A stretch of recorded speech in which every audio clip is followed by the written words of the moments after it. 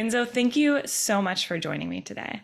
Now, you are the chief Coco evangelist at Tony's Chocolonely. What does that entail?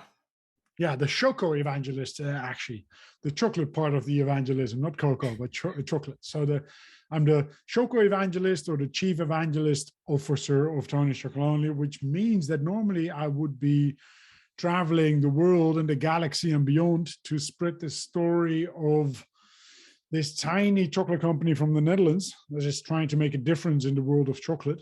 I tell a lot of stories about chocolate and the unfortunate bitter reality that still exists in the world of chocolate. And I say a lot about the cocoa industry and where cocoa comes from, that chocolate is made of.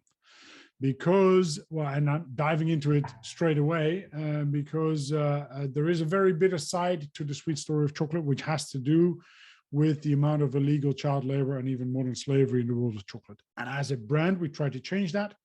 And we can dive into that deeper on later. Why is the storytelling part so important? Because up till very recently, we never did any form of paid media. It was all word of mouth. And I still strongly believe in explaining this story of chocolate and of the cocoa industry that takes a bit longer than the 10 or 20 seconds opportunity that you'd have in an ad or in a campaign, because it's a very complex story. So that is my job, to explain that to the world and any inhabitant of the galaxy beyond this planet, to make sure that we change that together. I love that. I want to pull out the point about not doing paid media until recently and relying on word of mouth. And I think everyone knows word of mouth is the most powerful form of marketing, but I think that the reason why it's so powerful is that in order for someone to want to tell people about you and your product, it means that you have to do something remarkable, worth remarking on, right? For them to pass it along and think it's noteworthy of conversation. And the fact that that's the way Tony's has grown says a lot about what the company is doing and what the company stands for, that it is doing something that's remarkable, something that's worth telling your friends and family about. Yeah. And now building on that, so you did mention that Tony's is focused on taking the bitterness out of the way chocolate is made. Can you dive into that a bit more? Can you explain, I guess, from the farmers to someone eating chocolate, how the supply chain works and what needs to change in that supply chain in order to support equity, eliminate child labor, slavery, and poverty? Well, that's a lot of questions in one, honestly, but I'll go through them. So the chocolate that we eat just about on a daily basis in, I would say, Western society, because that is where the majority of chocolate is consumed, right, is made in it tends to be made in the Western society as well. So, for example, the majority of chocolate in Europe comes from Belgium or Switzerland.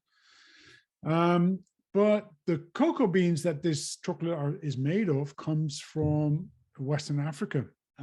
The majority of the cocoa beans. There's a bit of cocoa that still comes from Asia. There's a bit of cocoa that comes from Central and South America, where originally cocoa beans used to come from. But the majority of all cocoa comes from Western Africa. And two countries in particular, Ghana and Ivory Coast. And more than 60% of all cocoa in the whole world comes from those two countries alone. And in those two countries, there's about 2.5 million smallholder farms that grow that cocoa. 2.5 million. Farms, yeah, 2.5 million in those two countries alone. Yeah, don't imagine any big plantations. These are 2, 3, maximum 4 hectare size family-run businesses, millions of those. And on those farms, still today in 2021, there was more than 1.5 million children that work there, of which 95% work under hazardous situations. So that means that these kids work with chemicals, heavy machinery, walk around with big sharp machetes, carry bags of cocoa beans that have a standard weight, mind you, of 64 kilos per bag, wow, which translated would be about 150 pounds, I guess. And at least 30,000 children are subject to something that can be considered modern slavery, in our opinion. So this is kids that are forced to do unpaid work, often outside of the family environment, for a product that all of us should be able to enjoy, right? People eating chocolate, people receiving chocolate, people giving away chocolate, people selling chocolate, people manufacturing chocolate, all live in the realms of happiness. But the beginning of that value chain, the cocoa farmers, and especially a lot of those kids that work on those farms, don't live in that world of happiness. And this is a widespread reality. This is a systemic error in the world of cocoa that, unfortunately, until I would say 1.5 decades ago, not too many people knew about. And that is when there was a Dutch television show called Keuringsdienst van Waarde, but forget the name. It's like the 60 Minutes of Food, or the Food CIA. So it's an investigative journalistic program looking at the reality behind some of the nonsense in food marketing. And the journalist Teun van de Keuken wanted to look into the cocoa industry, because a couple of years before that, 3 or 4 years before that, there was an agreement that was signed by the majority of all chocolate manufacturers to eradicate all forms of illegal child labor from their value chains within 5 years' time. So Teun van de Keuken, this journalist, wanted to look at the progress in that so-called Harkin-Engel protocol. And he realized, well, actually worse, he was shocked that he realized that nothing had changed in the cocoa industry, almost at the end of that first term of that Harkin and Engel protocol. So Teun wanted to ring the alarm bell and raise awareness. But being a television journalist, none of the big players want to speak to him on camera. So Teun, long story short, had a court case set up against himself as a chocolate consumer, saying, by consuming chocolate, of which I know that there's illegal child labor in there, I actually make myself complicit to an illegal activity, which is financing of modern slavery. So after the court case, in which the judge obviously said, Mr. van de Keuken, I can't really convict you, because then I'd have to put 15 million Dutchmen behind the bars, and because all of us are complicit then. But he said, morally, you're completely right. But legally, I can't really prosecute you. So Teun, not having the court sentence, nor the interviews that he wanted, said, you know what, I'll change the system from within. And he started his own little company called Tony's Chocolonely. So Tony's, the international name for him, Teun, and Chocolonely for his lonely battle in the chocolate industry, hence the unpronounceable brand name that we still go by today. But it works because people stop and talk about it, because it's so unpronounceable. And a tiny brand was born, Tony's Chocolonely, but a brand with a huge mission to not only make our own chocolate 100% slavery free, but to make sure that all chocolate worldwide becomes 100% slavery free. So it's really about creating awareness. It's about showing the industry that you can make chocolate in a different way. But most importantly, the last step in that strategy is to inspire other organizations to take their responsibility, to really change that chocolate industry as a whole, and not just our part in that chocolate industry. I love so much about what you said, and specifically about filing a court case against himself, to show that the choices we make have impact, and the choices we make can perpetuate things that we don't actually believe in, and can perpetuate systems that are causing harm. And the importance of, when you see and learn and understand that a system is broken, being intentional about the choices you make so that you don't continue feeding into it. I think that exactly is so powerful. And Kathy, this is exactly the combination of the top-down approach, in which we want to inspire companies to change their ways, because in effect, not much more than 10 or 12 companies in the world produce about 90% of all the chocolate in the whole wide world, right? There's only a couple of very big manufacturers and a couple of very big chocolate brands. So effectively, you'd only need to change the ways of a dozen companies. But at the same time, the bottom-up approach that we have is to really create awareness amongst chocolate consumers that each and every purchase they make is a vote for the world they want to live in themselves, right? So it's really about changing that world bit by bit, bite by bite, bar by bar, but also at the same time, making sure that the big companies change their ways, and at the same time that governments realize that voluntary agreements over the last decades haven't worked. So it's really time for legislation, and to make sure that companies do their due diligence to look at their complete value chain to make sure that there isn't any form of illegal child labor in their value chains. So this is that combination of top-down and bottom-up approach that we have as a company. I love that. And I love how you talked about a number of stakeholders there. So the consumers, and with their increased awareness, changing how their dollars are spent, because companies are going to follow where the opportunity is. So if there's a huge shift in buying patterns from consumers, companies will shift too, right? Exactly. Like, honestly, I love what you're saying. Every question you say is one of my love babies, because I always say, if you want them to stop producing crappy stuff, simply stop buying crappy stuff. It's that simple, right? But I wish life was that simple, but it is. That is the way I look at it, right? If we make people aware of simply changing their buying patterns, whilst not having to give in to the taste of chocolate, right? Because we also want to make the best tasting chocolate that's available on shelf. So you can have great chocolate, which is also ethically sourced. Absolutely. And in our opinion, if you talk about those stakeholders, in our opinion, there's 5 that are the most important. So it's really about big chocolate companies.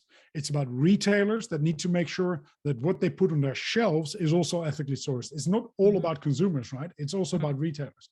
But then there's also the chocolate consumers and consumers as a whole.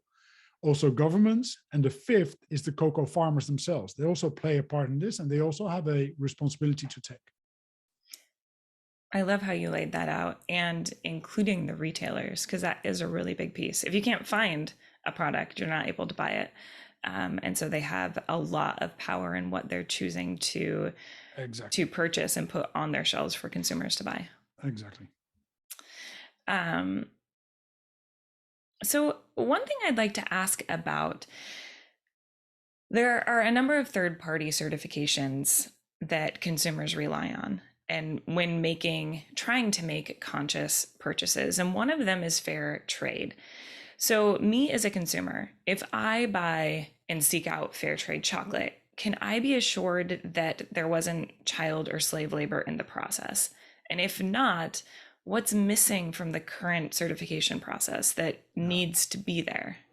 The shortest answer, no. Right? You can't completely rely on that. But that doesn't take away the importance of those certifications.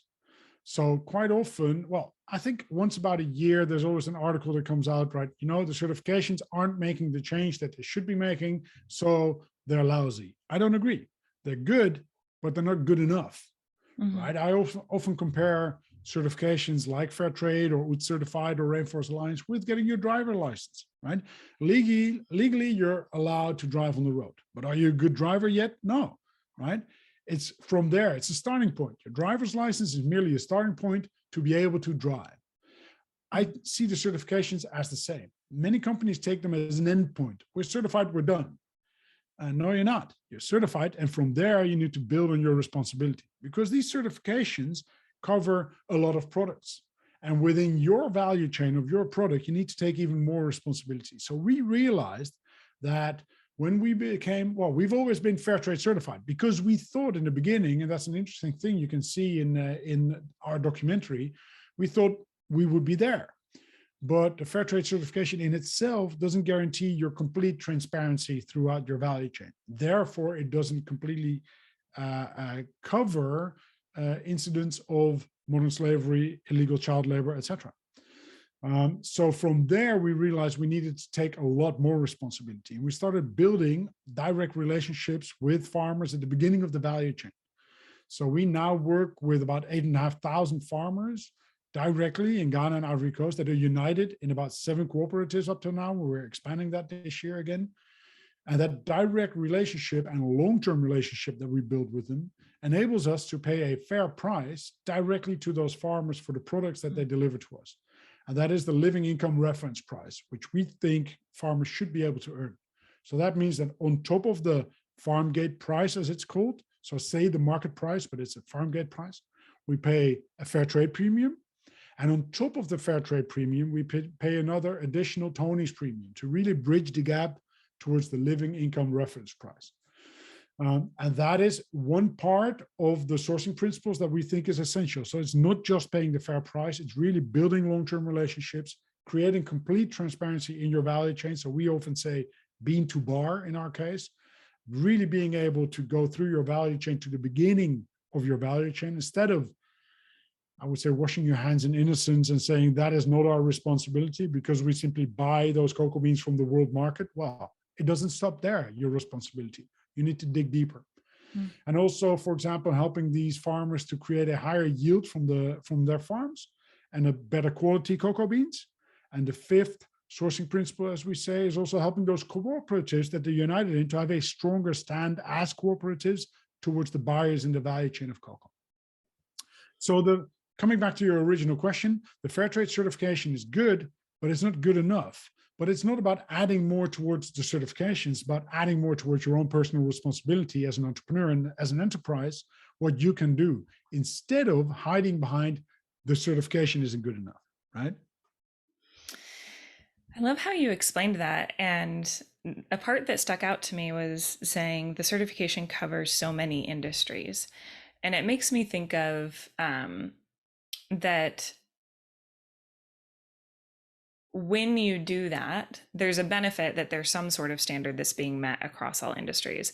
But when you do that, also, you're not able to have the nuance that's specific to an industry. It's going to the, I guess, least common denominator, better than not having any certification, but not specific to the impact or the damage one specific industry could have. Exactly. No, I totally agree. Which is, for example, why I'm a big fan of, say, B Corps, right? It's also I say a band of brothers of like-minded companies that operate in totally different industries. But they do feel like those companies that really feel like they need to take more responsibility. They really see business as a force for good, and not just as an endpoint, but really as a starting point that you can build on and build on and build on. Absolutely. And I love your comment of business leaders taking agency and responsibility, instead of hiding behind a certification as this is all we need to do to check the box, or this isn't good enough, so we're not going to participate. And what I love about that is owning the change that one can make in their career, but also looking at the interesting problems there are to solve. So not just how do you get a consumer to buy more of this widget, but how do you make the whole process of creating the widget better, in all aspects across the value chain? And I think that's a really interesting challenge to solve, regardless of the industry you're in, that makes jobs engaging. Agree. I totally agree. I mean, there's much more to life than creating money, right? It's about creating meaning. And this is something I also often say, for us as a company, financial success is not an end goal. For us, financial success is a means. Don't get me wrong, we're commercial as hell, but it's an essential means towards a goal. That goal is making impact. That goal is to create 100% slavery-free chocolate worldwide. Financial success is simply a means towards that goal. And this is also why, for example, I've never called ourselves over the last 2 or 3 years a social enterprise. And I'm really starting to oppose the whole term of social entrepreneurship, because I simply think that any entrepreneur that is financially successful needs to take his or her responsibility seriously towards the planet and the society that they create this financial success on. And that responsibility means giving back to that planet and that society. And those entrepreneurs that don't take that moral obligation seriously should be considered anti-social enterprises. So it's about reframing ourselves as the new norm in entrepreneurship, instead of putting ourselves in a niche of entrepreneurship, social entrepreneurship. No, this is how entrepreneurship should be, right? Good for the planet, good for the society, and still being financially successful. Pushing out those anti-social enterprises towards the fringes of entrepreneurship, where now it's considered that the social enterprises are positioning themselves. I love that. And words matter. What we It's as a framing. society, decide as the norm versus an option that you're opting into. Yeah, exactly. I love that. Now, going back to Tony's mission is 100% slave-free chocolate, and not just for your company, but for the entire industry. You've created a roadmap to get there that has three pillars of raising awareness, leading by example, and inspiring to act. Can you share more about the roadmap, where you are, what's working, and where you're diving deeper? Yeah, so it's a roadmap, but it's a constant combination of those three at the same time still. So it's not one after the other, so to speak. But the creating awareness part is really about telling this story anywhere and everywhere we can, right? Because 15 years ago, people just weren't aware. And as a brand, we don't just measure brand awareness that a lot of brands like to measure, but it's about issue awareness. How many more people know about the issue of forced child labor and modern slavery in the value chain of cocoa? And it used to be every 3 months, then every month. And now in Holland, we measure it on a weekly basis. And we're starting to measure that abroad as well in the countries that we operate in. And in that awareness creation part, because we're simply convinced that, well, when consumers and retailers are more aware of what they put in their shopping baskets or up on their shelves, that the producers of those goods will have to feel the pressure and change their ways, right? As we talked about earlier on. Mm-hmm. But we actively look for those consumers that we call our serious friends. So those are the people that not just buy our chocolate because they like the taste of our chocolate, not just buy our chocolate because they like the mission that we stand for, but those people that actively spread that mission amongst family and friends. And that comes back to what we talked about, that we touched upon slightly, the fact that until recently, we didn't do any paid media. It was really about word of mouth constantly by the consumers. And when people then ask, but Ynzo, how can your job be a serious job? I say, well, we became market leaders in the Netherlands and we're now available in 35 countries across the globe without paying a cent towards paid media, which is a nice discussion with advertising friends of mine, of course.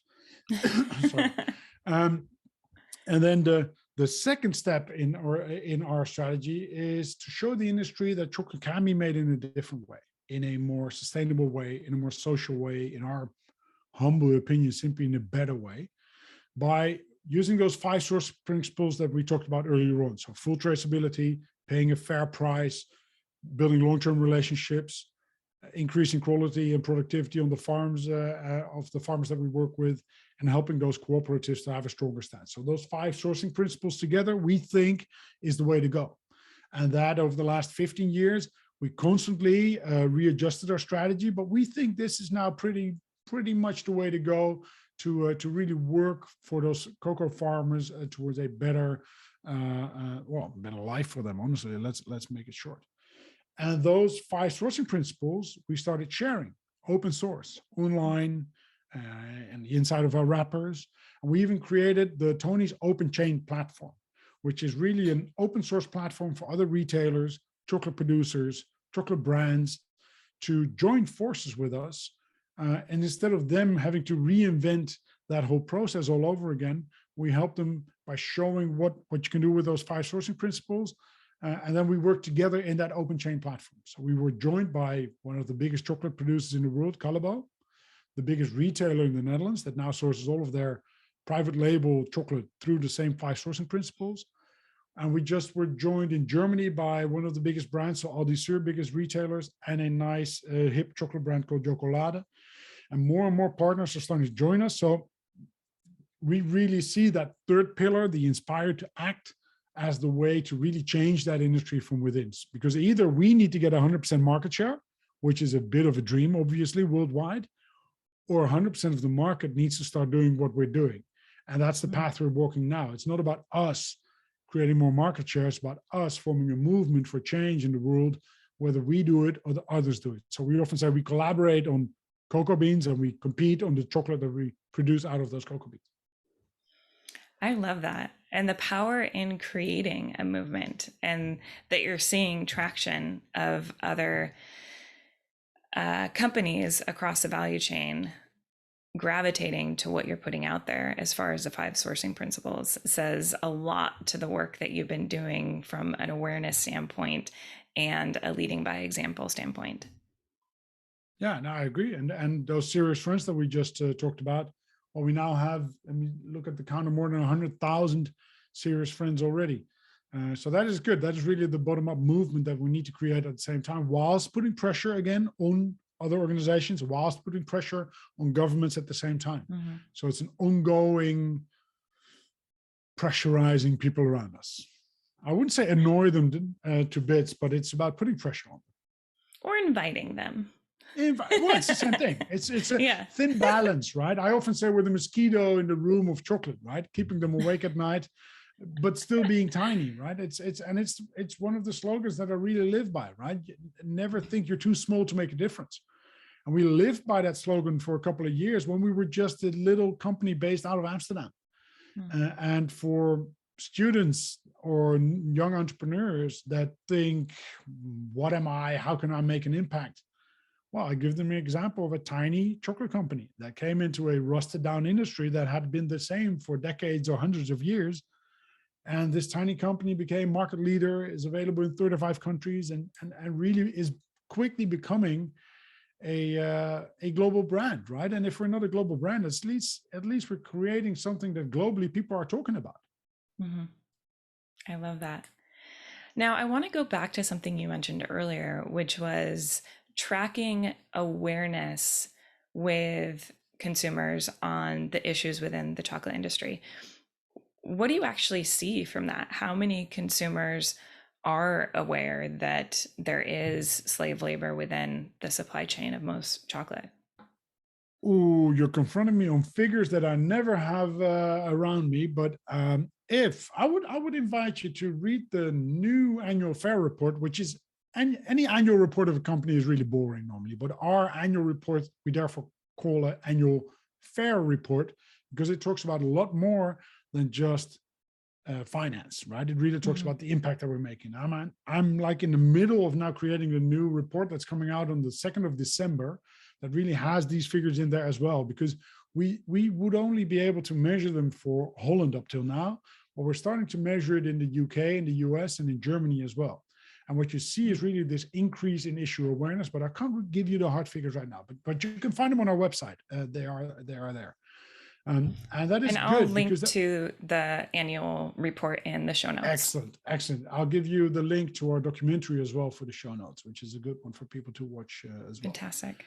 And you see this growing awareness around the issue, and that is where it all begins with, right? If people are aware of the issue, they'll start realizing I can also be part of the solution, right? When I'm standing in front of a chocolate shelf, or any shelf for that matter, I actually have a choice for a better world right in front of me. And I'm not promoting Tony's in itself here, but I'm promoting ethically sourced chocolate, which is available for consumers. I love that. You know, last night I had this phrase pop into my head, which just popped into it again. And it was something I used to think about a lot when I was younger in high school. And the idea was, with convictions, a lot of people have convictions about a lot of things, that to actually be able to say it's your conviction, you have to be willing to stand behind it and do something for it, and have in your actions, in your words, in where you show up physically, not just liking something on social media or resharing it. And one of the things I think is really important to mention here, so we're talking about ethically sourced cocoa beans. We're talking about treating farmers fairly and making sure that they have a wage that's above poverty, and making sure that child slavery doesn't happen. A lot of people would say, yes, I believe in that. That's a conviction. I believe in equality. I believe children should be in school, not working on farms in unsafe conditions. But I want to stress, in order to say that you actually stand beside that, your actions have to match that. When you understand that there's something you can be doing with your actions to support what you say you believe in. Otherwise, you can't say it's a conviction. And I think that's just an important thing to stress, is that saying you believe in something requires actually doing something to support that belief. Yeah, I totally agree, right? Everybody wants change, but nobody wants to change. And we make it easy for people. So once people know this story, once people heard this story and are aware of this story, they become responsible. Mhm. And when they've become responsible, it's upon them to act upon that responsibility. So I would completely forgive anyone for anything they've bought in their life if they weren't aware. Mhm. Now, after listening to your podcast and people are aware and they stand in front of that shelf, then it's upon them to make the right decision. Absolutely. Now, I want to go back to something you mentioned about working directly with the cocoa farmers versus, say, working with governments on increased regulation. Can you talk about the strategic decision to work directly with the farmers themselves to create change? Yeah, but mind you, it's not or, it's and, Mm-hmm. right? So we work with governments both in Western Africa as well as in Europe and in the US, putting pressure on those governments that legislation is in place.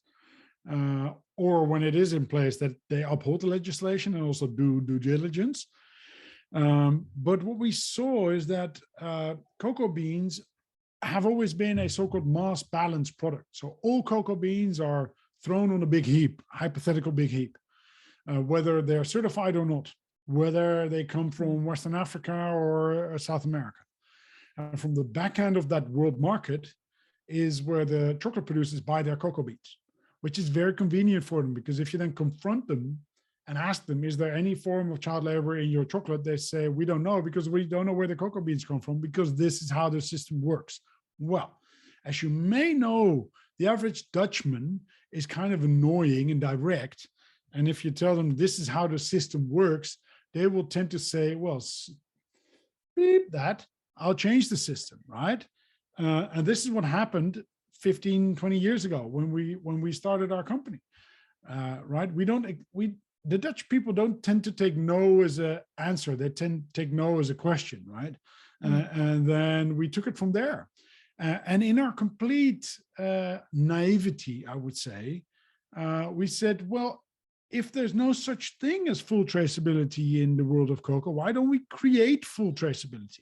Little did we know where cocoa beans came from. Little did we know that back then Ivory Coast just came out of a civil war. It was hardly possible to even go to Ivory Coast. But we did, and we started building these relationships. And even the first container of traceable cocoa beans got lost in the harbor in Abidjan in Ivory Coast. And we literally flew there again, started looking for our container in the harbor. But we created that system because, well, we love to say, yes, we can do it. And we want to show that it can be done. So we created the first fully traceable cocoa beans. And first it was just the cocoa mass we could make traceable, then the cocoa butter, and now everything that has to do with cocoa is fully traceable for us. And that was only possible by having that direct relationship with the farmer in the beginning of the value chain, which also led to the great upside of that direct relationship, that we can then pay that higher price directly to those farmers. And we work with cooperatives, which makes it easy for us to really get to those farmers, right? Because this is a farmer union, and we also can. So it's not about working with cocoa companies, so to speak. It's really cocoa cooperatives in Western Africa, and we think that is the way to go. That direct relationship, and honestly, once you've stood in Ivory Coast on those farms, surrounded by these farmers and children, it changes the way you look at the whole thing too, right? It makes it personal. And that is what more chocolate companies should be doing, making it personal, right? We are there constantly. Most of us, of all the Tonys, and definitely when we were a smaller company, all went or all go to Ivory Coast. We have Tonys that work and live in Ivory Coast and Ghana, and we go to their annual meetings. And it strikes us as quite strange that those farmers and those cooperatives that also deliver to those big chocolate companies tell us that they have never, ever seen any representative of these companies, right? Even worse, sometimes you run into cocoa farmers that have been farming cocoa for multiple generations, and they've never, ever tasted the end product, chocolate, right? So when we travel there, we are allowed 23 kilos of check-in luggage and our tiny suitcase. The tiny suitcase takes our t-shirts and shorts and clothing, and we fill our suitcases with chocolate to simply bring back chocolate to those farmers so they can have a taste of the resources that they actually deliver for that chocolate. I love that. I think building relationships is so important. And we talk about that a lot in personal lives. But I feel like in the corporate world, at some point, everything shifted to efficiency. And we talk about human resources, which is awful because It's you're the most then just dehumanified word that exists, I think. Exactly. Yeah. It takes humanity out of the workplace just because words matter. The way you say things matters. And so when you're talking about some of these farmers for generations have been a really essential point in creating chocolate and providing the cocoa beans that actually make it possible, who've never actually tasted the end product. That's shocking. And so I think it's really beautiful that not only are you developing relationships with the small shareholder farmers you work with and long-term relationships where they're getting a living wage, they're getting above fair trade prices, but also treating them like humans, not resources that are part of the value chain. Treating them as equals. As equals. These are equal entrepreneurs. We buy their resources, we make chocolate, but we are equal entrepreneurs, right? This is a horizontal relationship, not a vertical relationship. And we need to make sure that we also frame them as such, right? These are strong, proud farmers, and they like what they're doing. But there was a system that was abusing them, that wasn't paying them a fair wage for what they're actually delivering into the system. Wow. That's really well said. And I agree with you on the human resources part, right? I mean, even within our company, we always say we put our team on number one, which is really about making sure that you have the most amazing, most inspired, most engaged team you can imagine working on such a hard subject, right? So we try to make that work as fun as possible for our team as well. Obviously, the farmers are on number two, but quite narcissistically, we put our team on number one. And the first thing we did ages ago when I was, in traditional terms, HR director of Tony's, was really getting rid of the whole term human resources, because it's a really a ridiculous term, just like work-life balance is, by the way, because that would implicate that you're dead at work, right? When you're alive at home. Anyway, so human resources, we got rid of that and we started calling it people and culture, because that is really what it is about, right? And we didn't talk about job satisfaction. We really talk about happiness at work, happiness in your life. I love that. Yeah. I think a lot of other companies could learn from that. I would hope they do. Yeah. So building off that a little bit, your website says Tony's is crazy about chocolate and serious about people. And we've talked a lot about the efforts that Tony's is making in revolutionizing the chocolate supply chain and focusing really on the farmer side. I'd love to hear more about the company culture at Tony's and how you've seen the company's value and mission impact the culture, engagement, and the type of talent you attract. Yeah. So we, as should be quite obvious by now, I think, are a completely impact-driven company, right? And really, some would say purpose-driven company. And I think that purpose, that mission, the why, whatever you want to call it, is really central to everything that we're doing. It's such a clear compass if you have such a clear purpose as a company, right? It's not a two-pager somewhere hidden in an annual report. It is clear as hell that 100% slavery-free chocolate is our mission. And that gives such a compass for the company. But I tend to make a difference between purpose and meaning. And I think meaning is something personal and purpose is something for the company. But if you align the personal meaning of somebody within a company with that purpose of the company, I think that is the golden button to hit. And I think up till now, we've been quite able as a company to maintain that culture of really being that purpose driven. And at the same time, having symbols and rituals in place that make this company happiness so essential to this company, right? We have a lot of fun at what we're doing because we try to make it fun for people too. Our office is an amazing place, as you can see behind me if you're watching this. And we have, you're actually looking at the kitchen behind me where we come up with the craziest recipes every day. So the first thing you see when you walk into our office is a big wall of chocolate bars in the kitchen that we create these recipes in. What else? We have the most amazing lunch you can imagine with the team, because we find it so essential to speak to each other, right? To build personal relationships. And instead of chowing down on a sandwich behind your laptop, no, we try to make fun or lunch so good that people want to have lunch downstairs together to talk how life is, how family is, and how work is at the same time.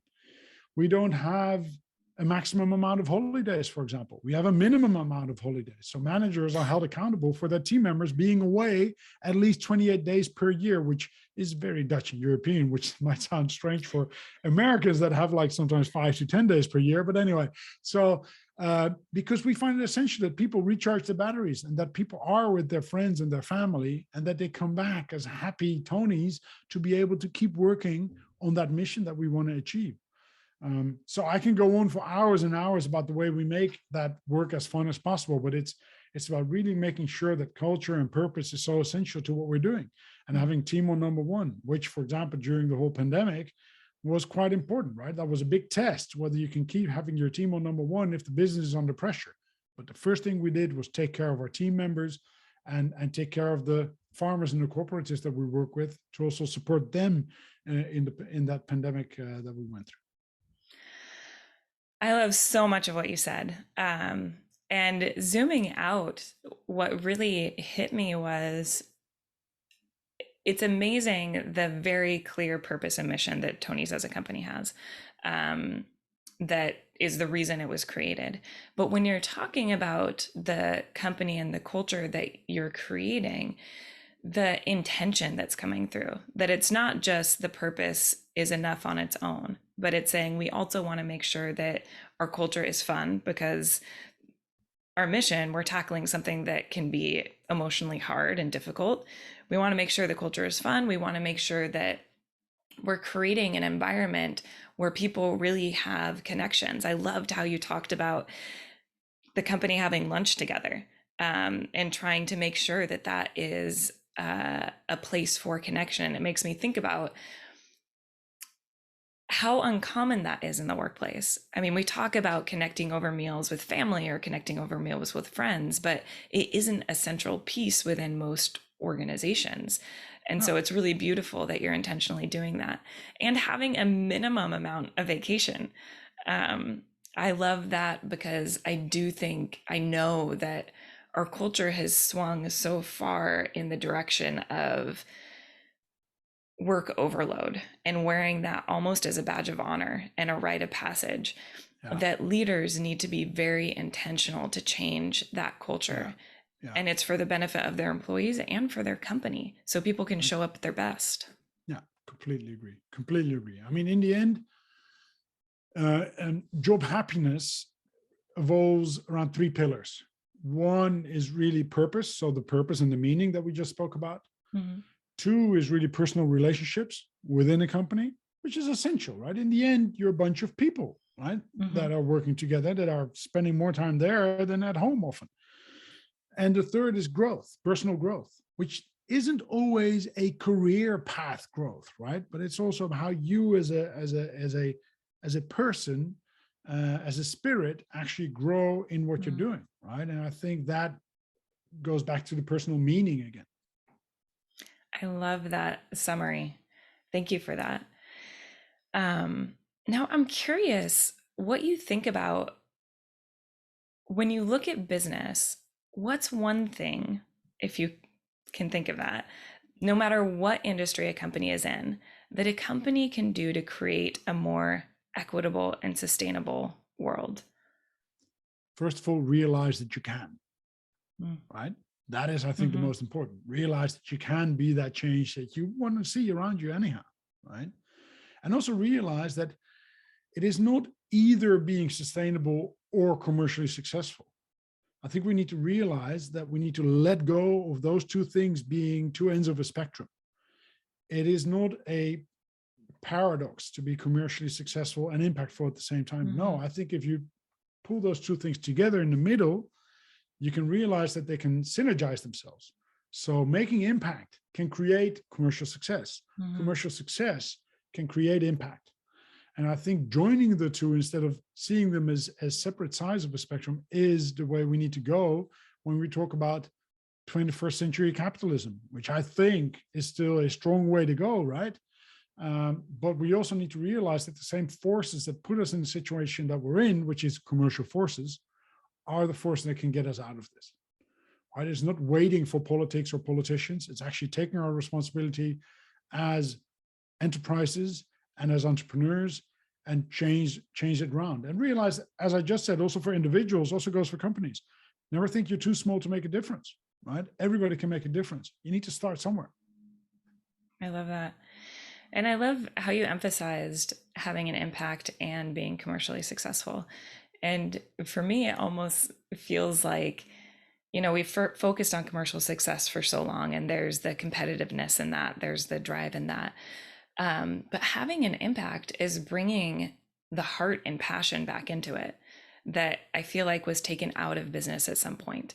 And it's giving that meaning and that reason for being, and that reason for showing up and innovating every single day in a new way that is a lot more sustainable than just winning more market share.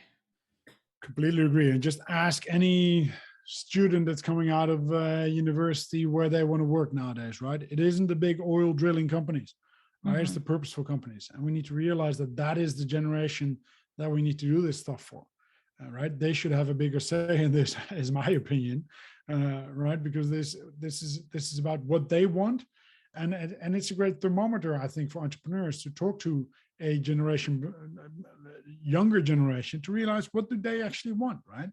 Because they see the planet that we're leaving them, and it's not a good place at the moment. Absolutely. Now we're running to the end of our time together. I want to ask, is there anything we didn't cover that you'd like to share? No, I think you've asked all the right questions and all the ones that I really love. So really, I think people need to realize they can make a difference. It's not about waiting for the next option that you can vote or anything, right? As I said earlier on, you can vote each and every day through your purchase patterns, through your shopping basket. And it's really the way we can make a difference, because as we said earlier, if you want companies to stop producing crappy stuff, simply stop buying crappy stuff, right? It's that simple in the end. I love that. Thank you. And I would ask people to become serious friend of Tony's, obviously, through our website. And I will put a link to the website in the show notes, and your social pages as well for Tony's. Excellent. Thank you so much for the conversation. And thank you for having me.